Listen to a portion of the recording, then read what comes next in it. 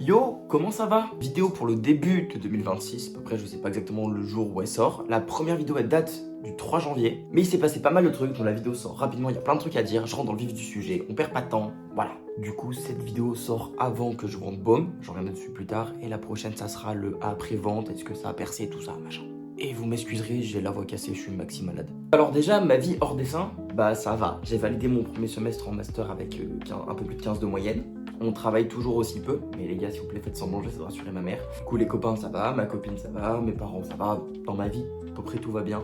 J'aimerais revenir sur le premier point qui avait commencé un petit peu avant que je sorte ma première vidéo, c'est tout le drama autour de l'IA, etc. Je reviens dessus rapidement, histoire juste d'expliquer la situation et qu'est-ce que ça m'a apporté de bien ou en mal. Alors, trigger warning, le gars dont je vais parler utilise plus d'IA pour faire ses dessins, il s'est mis à apprendre à dessiner, donc allez l'encourager plutôt qu'aller l'insulter, voilà, de toute façon c'est fini. Vraiment, allez l'encourager parce qu'il se la donne et maintenant il a tout mon soutien. Globalement, ce qui s'est passé, c'est que décembre 2025, janvier 2026, je tombais sur pas mal de vidéos d'un gars qui voulait faire son manga et tous ses dessins étaient faits par IA. J'en vois plein. Le truc, c'est que le gars était convaincu que ça allait marcher, il faisait pas mal de stats et dans sa défense, il était vraiment en mode non, c'est aussi bien que du vrai dessin. Du coup, au départ, c'était juste des mecs, fais attention, les gens vont mal le prendre et tout. Puis il était tellement branlé que ça a fini à pas des insultes, mais presque. Enfin, pas des insultes directes, mais vraiment à des débats un peu vénères, quoi, je m'en veux encore. Pour lui dire qu'en gros, bah, c'est pas bien ce qu'il fait. Et là où ça a pris un tournant, c'est que je fais une vidéo pour expliquer que ce qu'il fait, bah, c'est pas bien. Genre vraiment frontalement. Et je la poste à 18h. Je pars à mon cours de karaté à 20h. Il y a 300 vues, 4 commentaires, 50 likes. Voilà, une vidéo normale. Et 2 heures plus tard, à 22h, je sors du cours. Il y a genre 50 000 vues, plus de 200 commentaires. Je sais pas combien de likes, mais genre beaucoup de trucs. Le problème étant que il y a des gens qui n'étaient pas du tout au courant de l'histoire qui sont tombés sur la vidéo. Parce que de base, c'était vraiment genre juste mes abonnés qui tombaient dessus. Et ça allait beaucoup trop loin, le mec a reçu des insultes, etc. Donc la vidéo s'est faite ban pour incitation au harcèlement. J'ai dit aux gens de pas aller l'insulter, l'algo il fait son travail, enfin, vous connaissez l'algorithme de TikTok. J'ai supprimé la vidéo pour éviter tout problème, je me suis excusé en public et par message privé auprès de ce gars-là, parce qu'il ne mérite pas de recevoir des insultes. Personne mérite de recevoir des insultes.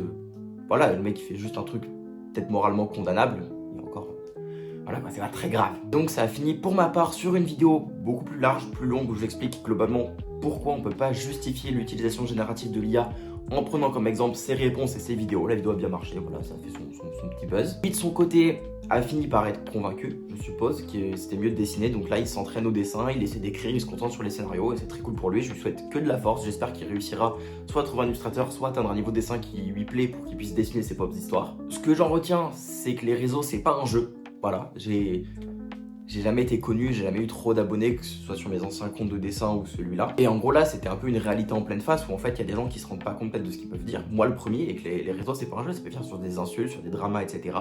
Donc voilà, faut prendre les trucs au sérieux, faut faire attention à ce qu'on dit. Mais de l'autre côté, bah, ça m'a permis d'affirmer ma position en tant qu'opposé à l'IA dans l'art et de vraiment s'engager pour faire un art humain, émotionnel, qui veut raconter quelque chose. Enfin, de toute façon, c'est déjà dans quoi j'étais. Et aussi en vrai, malgré le drama, bah, j'ai quand même pris genre 500 ou 600 abonnés sur une semaine. Donc bah, moi, ça m'a permis de mettre Baume encore un peu en avant.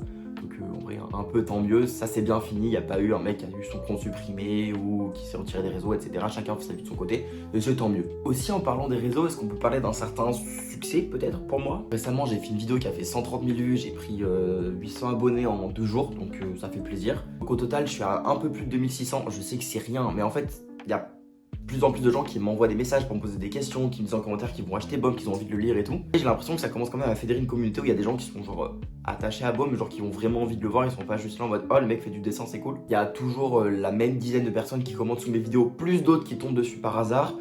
Quasiment tous les mercredis soirs, je suis en live, on est rarement plus de 10, mais c'est toujours les mêmes qui posent des questions, on discute et tout. J'ai l'impression que ça commence vraiment à créer un petit groupe de gens qui, comment dire, qui apprécient mon dessin et pas du dessin, je sais pas si c'est très clair. Et avec tout ça, j'ai même eu les couilles de genre faire une FAQ. Je sais qu'en vrai c'est pas grand chose, mais pour moi c'est quelque chose parce que lancer ça dans le vide et avoir zéro réponse parce que les gens s'en foutent de toi, bah tu passes un peu pour le dindon de la farce quoi. Et donc là d'avoir reçu plein de questions, de là en faire 2 vidéos et 2 autres qui devraient arriver pour des questions plus longues, etc. Bah ça me touche parce que c'est des gens qui du coup s'intéressent vraiment au premier degré à ce que je fais. Pour moi c'est même plus symbolique qu'avoir, je sais pas moi, le million d'abonnés, parce que tu peux avoir le million avec des gens qui s'intéressent pas à toi. Et genre, je trouve ça ouf, ça veut dire qu'il y a vraiment des gens qui ont envie de suivre le projet et qu'on peut faire quelque chose de baume, quoi. Et dernier point, celui qui vous intéresse le plus sur les 15 personnes qui vont regarder la vidéo, c'est l'auto-édition de Baume, la cagnotte Ulule, comment je vais le vendre, etc. Alors pour les 3 du fond de la classe, je fais un résumé de tout, comme ça au moins vous êtes au courant de tout, ça sera rapide, et comme ça après je peux tout expliquer. Donc Baume, c'est ça, c'est un manga que je dessine, par un one shot. Et moi j'avais l'idée à la toute base de le faire imprimer par le Crous. Au final le projet peut pas être soutenu parce que c'est pas une asso, c'est un truc personnel, etc. machin. Et donc j'ai fait une cagnotte Ulule pour le vendre en auto-édition, pour faire l'auto-édition et le vendre en dépôt de vente dans une librairie. Donc qu'est-ce que c'est tout ça? Le dépôt de vente en fait c'est qu'on n'a pas signé dans une maison d'édition, c'est que je finance moi-même l'impression, je file mon livre à la librairie, ils le vendent et ensuite on se partage les gains, donc il faut signer quand même un contrat, etc. normalement.